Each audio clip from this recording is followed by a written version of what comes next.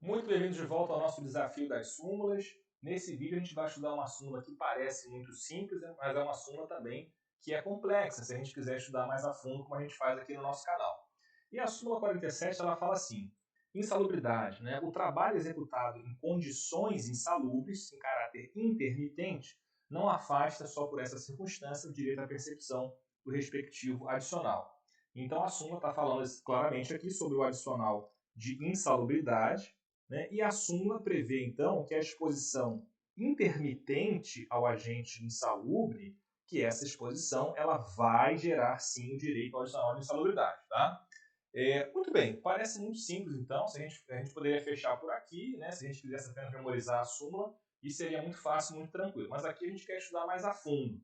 E aqui a situação, então, é a seguinte, né? A gente vai ter uma primeira dúvida aqui, e logo vou esclarecer a situação logo de imediato, que é o seguinte: eu estou falando aqui de exposição ao agente insalubre, né? Portanto, não estou falando aqui de contrato de trabalho intermitente, né? A gente sabe que existe essa figura do contrato de trabalho intermitente, que é uma figura nova, que veio com a reforma trabalhista de 2017, né? E é uma outra situação. Aqui eu estou falando, portanto, de um trabalhador que tem um vínculo de emprego, que pode até ser um vínculo com um contrato intermitente ou não, mas geralmente vai ser aquele contrato tradicional, que não é o contrato intermitente.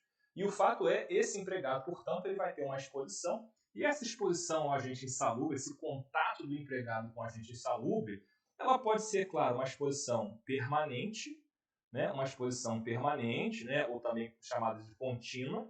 Isso quer dizer que esse empregado fica durante toda a sua jornada, ele fica sujeito ao contato com agente insalubre, com frio, por exemplo, com ruído, ou qualquer outro agente insalubre. E nessa situação, tranquilamente, ele vai ter direito adicional de insalubridade. E aí a súmula traz que não só essa situação, mas também no caso do contato meramente intermitente, né? E aqui, claro que a dúvida vai ser caracterizar o que é o contato intermitente, né?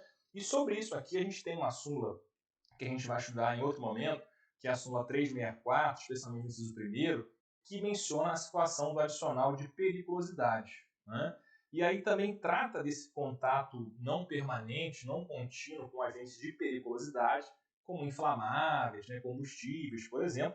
E aí a súmula 364 com relação à periculosidade, a gente vai estudar isso mais à frente, fiquem tranquilos, mas ela menciona também que o contato intermitente também vai gerar o adicional de periculosidade, e a súmula só exclui aquele contato que seja um contato eventual, né? Ou ainda que seja habitual por tempo extremamente reduzido. Né? Vou colocar aqui tempo reduzido, mas de acordo com a súmula seria tempo extremamente reduzido. Né? E a dúvida que a gente vai ter, em primeiro lugar, é saber se os critérios da súmula 364 com relação à periculosidade também vão se aplicar aqui com relação à insalubridade. Né? E vejam que a súmula 364 é uma súmula muito mais nova, muito mais recente do TST. A súmula 47 é uma súmula que foi mantida aqui em 2003, mas é uma súmula bastante antiga, uma súmula que remonta à década de 70, ali, começo dos anos 70. Tá? Então é uma súmula bastante antiga do TST. E aí, já com relação a esse ponto, a gente vai encontrar em doutrina, né, opiniões no sentido de que sim, que esse critério da súmula 364 deveria também se aplicar ao adicional de insalubridade, muito embora a jurisprudência do próprio TST não deixe muito clara aqui essa situação. Tá? E aí, portanto, ainda que a gente queira aplicar a súmula 364, a gente vai ter um problema conceitual, né? Um problema de definição. Por quê? Porque a gente não tem a definição do que seria, então, um contato intermitente. Como é que eu vou diferenciar um contato intermitente com um contato que seja um contato eventual? Quantos minutos por dia, quantas horas por semana ou por mês o trabalhador deveria trabalhar para que fosse considerado um contato eventual, que é um contato, portanto, que vai excluir o direito adicional de insalubridade, se a gente aplicar o raciocínio aqui análoga da súmula 364, né, como alguns autores sugerem, né, e como é que eu vou diferenciar o eventual do intermitente? Quantos minutos, quantas horas? E aí, sobre isso, claramente, a gente não tem uma definição legislativa com relação a isso, e no próprio Tribunal Superior do Trabalho, eu pesquisei bastante esse tema e não encontrei uma diretriz clara com relação a esse tema no TST. A gente tem alguns julgados aqui que vão dar algumas pistas, vão dar aqui alguma dimensão do que a gente está tratando. Tá? Mas o TST não tem um critério muito fixo, e aí é claro que isso vai gerar um certo casuísmo, vai gerar um certo subjetivismo, e vai dificultar talvez um pouco aqui a vida dos advogados e até dos jurisdicionados também, claro. Né? E aqui é o seguinte, vamos ver aqui as posições que o TST tem, né, acórdão do TST com relação a esse tema. Né? Eu trouxe acórdão de turmas, não encontrei acórdão de sessão, da SDI 1, da SDI 2, se alguém encontrar, manda aqui nos comentários do vídeo, tá? Mas encontrei alguns acórdãos de turmas sobre esse tema. Tá? Antes de mostrar os acórdãos, vamos destacar um ponto importante que é o seguinte.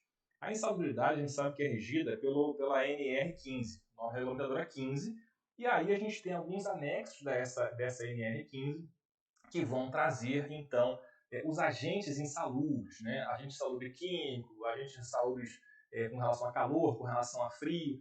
E é importante a gente observar aqui o seguinte, alguns anexos e alguns itens aqui, né? Inclusive o legislador, aqui no caso a regulamentação, a NR15, exige que haja um contato permanente do trabalhador. Né? Então, portanto, a própria NR ela não admite aqui em alguns itens, isso não acontece em todos, tá? Mas acontece em alguns, como no anexo 14 está aqui na tela, que é contato com condição biológica, né? Agente biológico, por exemplo, aqui contato com pacientes com doenças infecto-contagiosas e outros aqui, né? E o fato aqui é, a NR, nesse caso, exige o contato permanente. Ou seja, se fosse intermitente aqui, não teria o adicional de insalubridade, pelo menos de acordo com o texto da NR. Tá? E percebam que, aparentemente, o TST não reconhece isso. Né? E aí, o parênteses aqui, a ressalva aqui é a seguinte. A súmula 47 que a gente está estudando, como eu falei aqui, é uma súmula antiga do TST. É uma súmula que é anterior, inclusive, à própria NR 15. Tá? É uma súmula antiga. Isso dificulta ainda mais aqui a análise com relação a esse tema. Tá? Mas o fato é, aparentemente, o critério da súmula ele é um critério que se afasta da NR15 com relação a alguns pontos em relação aos quais a NR15 exige o contato permanente e não o contato intermitente. É como se isso aqui não se aplicasse de forma rígida de acordo com a súmula 47, de acordo com o entendimento do TST. Maravilha? Esse é o primeiro ponto. Segundo ponto aqui importante para a gente seguir. Trouxe aqui alguns acórdãos para nós, tá? Acórdãos recentes e outros não tão recentes, de turmas de TST, como eu falei. Esse aqui, sexta turma.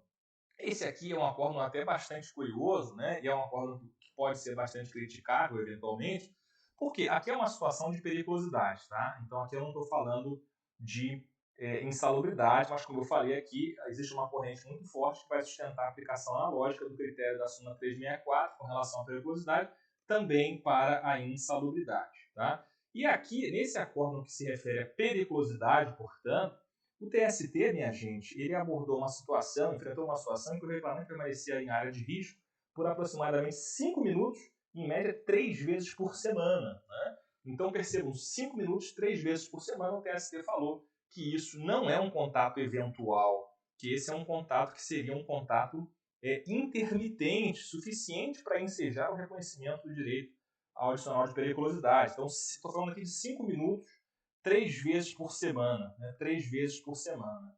Né? Então, perceba, não é uma diretriz, né? Mas é um tempo bastante reduzido e a gente não encontra, né? Eu não encontrei aqui nenhum julgado do TST com um tempo tão reduzido com agente insalubre, tá? Mas existe essa referência com relação à periculosidade. Vamos seguir aqui para ver outras decisões, tá? Mais uma decisão aqui da sexta turma do TST, decisão de 2019 é essa, e essa aqui é uma situação que a gente vê bastante no TST e na prática vai acontecer muito com os advogados, né?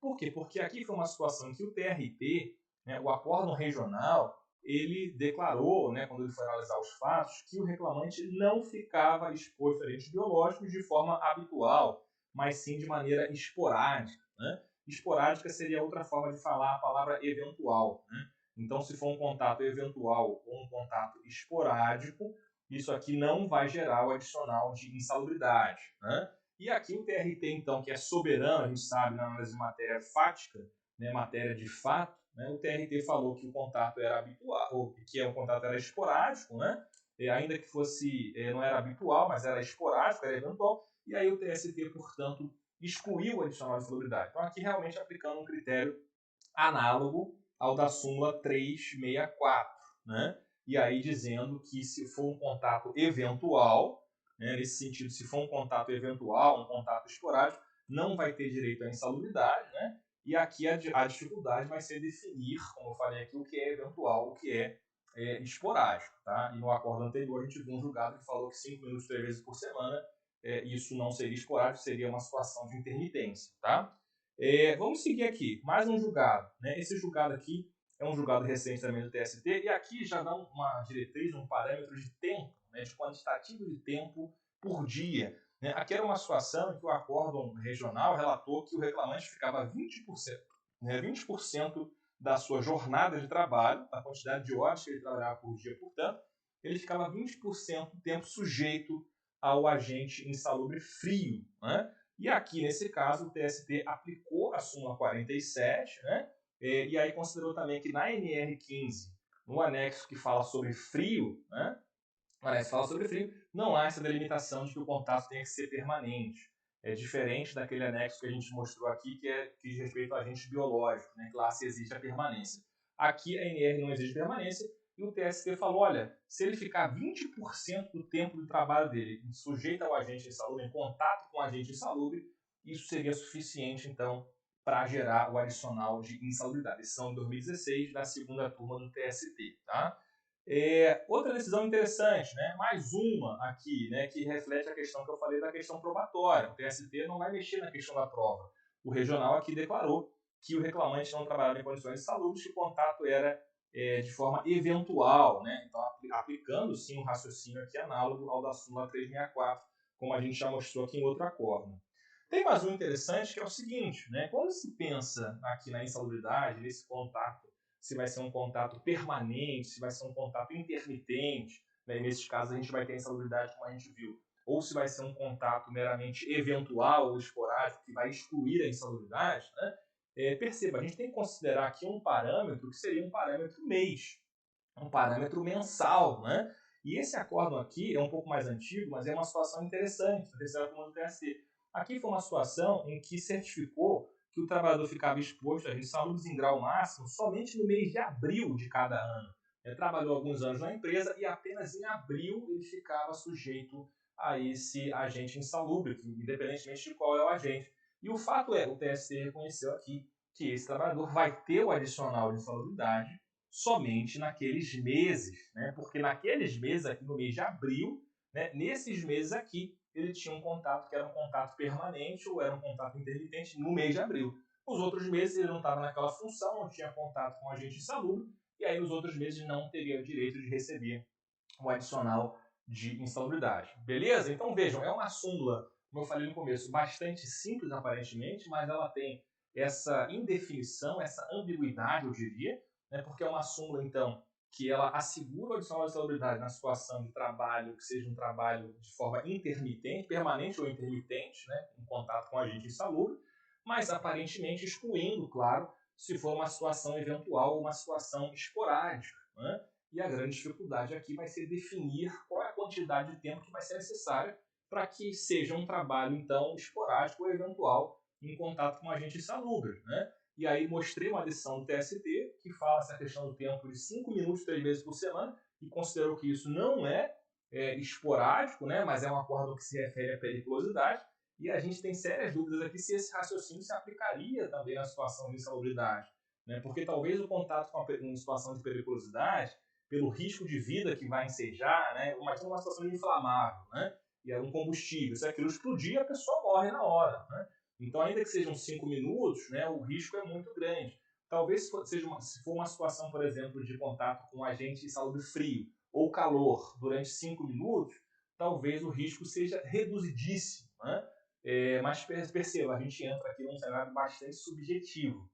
E se a gente pensar também à luz da Constituição, né, e daquele princípio que é um princípio de direito do trabalho, que é aquela ideia do risco mínimo regressivo, ou seja, a redução dos riscos de acidente, redução dos riscos de doença, né? A ideia é que o empregador seja estimulado a neutralizar esse risco, fornecendo os EPIs, equipamentos de proteção individual, ou até eliminar esse risco, né? Mudar a produção, o processo de produção, para excluir o risco. Esse que seria o ideal. Né? Então, talvez com essa ótica a gente poderia sustentar que ainda que fosse um tempo reduzido, mas que já gerasse o contato com risco, isso seria devido. Né? Perceba, uma súmula antiga, né, e uma súmula, portanto, que gera essa ambiguidade, trouxe julgados recentes. Né, e se você, por acaso, conhecer algum julgado, pesquisei bastante, mas pode ser que apareça algum outro para você diferente aí, pode colocar nos comentários aqui e a gente vai dialogando, tá bom? Fico por aqui com mais esse vídeo.